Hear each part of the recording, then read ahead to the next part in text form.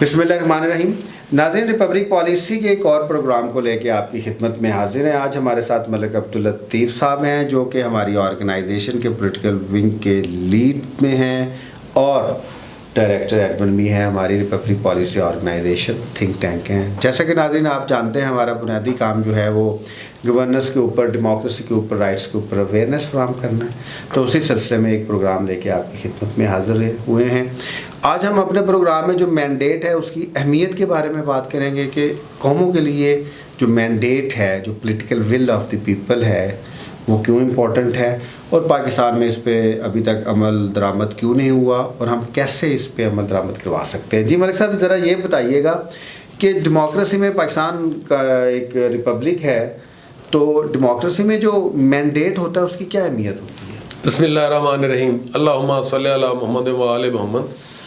जी, Nadreen को उनकी खिदमत में गुजारिश है कि हम तो जब से ये चैनल और कितने प्रोग्रामों में ये कह चुके हैं कि जमहूरियत का मतलब है कि जमहूर का राइट, जमहूर का जो हक है उसको तस्लीम किया जाए। ये जो पब्लिक मैंडेट, लोगों का जो मैंडेट है, लोगों की जो राय है, उसका एहतराम बड़ा ज़रूरी है। अगर वो नहीं करेंगे तो आप मुल्क में अफरा तफरी को फ़रोग़ देंगे, अनस्टेबिलिटी की तरफ आप जाएंगे। तो अवामी राय का ज़रूर एहतराम होना चाहिए, करना चाहिए। नहीं करेंगे तो हम उसका नुकसान उठाएंगे। जी मैं साहब, इलेक्शन 2024 को लेके बहुत सारे इश्यूज़ हैं कि शायद जो मैंडेट है वो चुराया जा रहा है। उसमें पहला एक इम्पॉर्टेंट क्वेश्चन ये है कि जो तहरीक इंसाफ की जानिब से जो एलिगेशंस लगे हैं, बल्कि सलमान अकरम राजा साहब भी कह रहे थे कि जिन्होंने मैंडेट की हिफाजत करनी है, जिसमें इंतज़ामिया है, पुलिस है, आरओज़ हैं, इलेक्शन कमीशन ऑफ पाकिस्तान है, उन्होंने ही हमारा मैंडेट चुराया है। तो इस सूरत हाल में मैंडेट बचाना बड़ा मुश्किल नहीं हो जाएगा तहरीक इंसाफ के लिए? देखिए, अब बात यह है कि तहरीक इंसाफ ने पिछले आप 16 माह 18 माह फिर इस इलेक्शन कैंपेन में कि उनका जो नैरेटिव है वो अवाम में कितना पॉपुलर है, वो आपको रिजल्ट्स में, यानी जो कास्टिंग है फॉर्म 45 के हवाले से जो रिजल्ट्स हैं उससे क्लियर है। अब देखिए, आप उसको चेंज करते हैं तो अवाम की राय की आप इंसल्ट करेंगे, तो उसके नतायज जो हैं वो कोई अच्छे नहीं होंगे, वो आपके सामने हैं। मेरी तमाम इदारों से दस्तबस्ता गुजारिश है कि इलेक्शन कमीशन ऑफ पाकिस्तान और इलेक्शन ट्रिब्यूनल्स जो हैं वो इसको कह लें कि टाइमली डिसीजन करके, टाइमली फैसले करके लोगों में ये तासुर दें कि वाकई रूल ऑफ लॉ है और जो अवाम की राय है हमने उसका एहतराम किया है। जहाँ पे कोई बेज़ाब्तगी हुई है हमने उसका इजाला कर दिया है। और अगर उस बेज़ाब्तगी के साथ 5 साल गुजारने की कोशिश करेंगे तो फिर लोगों का इस निज़ाम से एतमाद उठ जाएगा। वैसा फ़र्क करें आप एमएनए और आपके साथ इस तरह हो जाता है कि फॉर्म 47 में आपको हरवा दिया जाता है। आपके पास 45 फॉर्म्स हैं, 320 पोलिंग स्टेशन के, उसमें आपकी 70,000 की लीड है। तो आप जाएंगे हाई कोर्ट में, डायरेक्टली हाई कोर्ट कहेगी थ्रू प्रोसेस करवाएं, फिर आप आरओ के पास जाएंगे, आरओ ने पहले ही ये किया हुआ है, इलेक्शन कमीशन भी आपके साथ नहीं है, तो फिर आप क्या करेंगे? आप इलेक्शन ट्रिब्यूनल में जाएंगे। अब इलेक्शन ट्रिब्यूनल में जब जाएंगे वहाँ पे क्रॉस होगा, पूरा ट्रायल होगा। ट्रायल पाकिस्तान में 4 से 5 साल से पहले कंप्लीट नहीं होता। यही तो मैं गुजारिश कर रहा हूँ कि हमारे इदारे जो हैं, election commission of Pakistan, election tribunals, फिर आगे हाई कोर्ट, सुप्रीम कोर्ट, कि वो इस चीज़ को इंश्योर कराएं कि इस पे टाइमली। अभी देखिए हमने कैसे कैसे प्रेसिडेंट सेट किए हैं कि इमरान खान साहब का जेल के अंदर ट्रायल 16-16 घंटे, 18-18 घंटे अदालत लगी रही और ट्रायल कंप्लीट करके 2 दिनों में, 4 दिनों में, 6 दिनों में फैसले सुना दिए। तो ये अब सारी आवाम के लिए भी इस किस्म का माहौल बनाए तो तब लोगों को इस निज़ाम पे कोई एतमाद उनका बहाल होगा। अब आप लटकाए रखेंगे ऐसे फैसले और लंबी लंबी डेट्स और 4-5 साल 3 साल इसी बात में गुजार देंगे तो लोगों का फिर इस निज़ाम से एतमाद उठ जाएगा। मतलब आप इन्वेस्टिगेशन ऑफिसर रहे, नैब के भी ऑफिसर हैं, आपने बहुत सारी प्रोसिक्यूशन भी करवाई है। आप समझते हैं कि जो केसेस हैं धांधली के, वो 6 माह से पहले रिजल्ट्स आ जाएंगे उनके?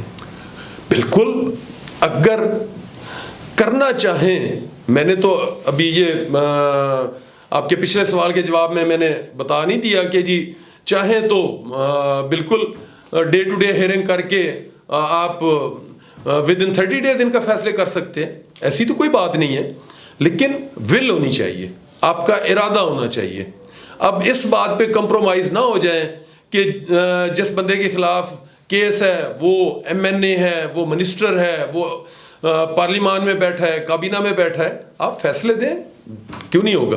صاحب ایک اور ٹریل ہے کہ جو 47 ہے اس کے مطابق اب فارم 45 بنائے جا رہے ہیں. ROs مختلف جگہ پہ رپورٹڈلی پریشر ڈال رہے ہیں پریزائڈنگ آفیسرس کے اوپر کہ ایسے آپ ہمیں بنا کے دیتے ہیں.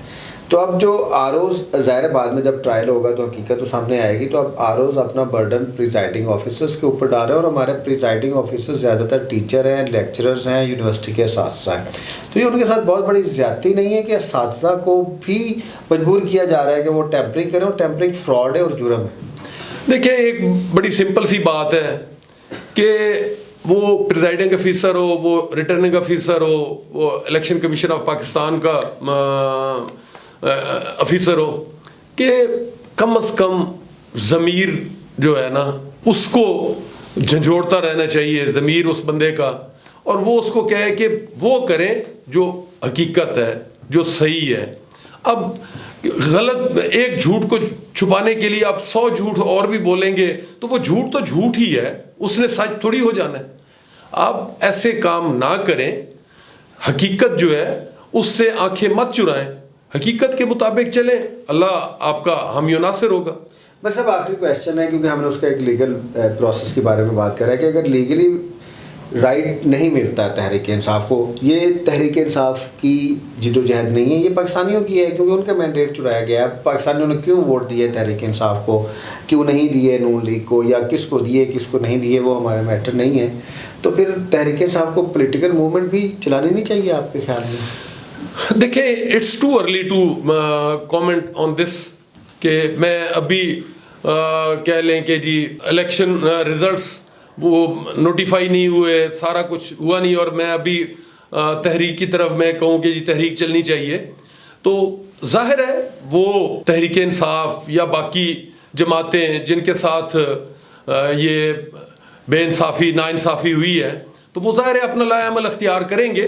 ابھی میرا تو اداروں سے، election commission of Pakistan, election tribunals, آگے ہائی کورٹ، سپریم کورٹ، میری تو ان سے دستبستہ گزارش ہے کہ اس کو آپ ریکٹیفائی کریں، جہاں جہاں پہ کوئی زیادتیاں ہوئی ہیں، یا آپ کیسز سنیں اور ان کے فوراً فیصلے کریں.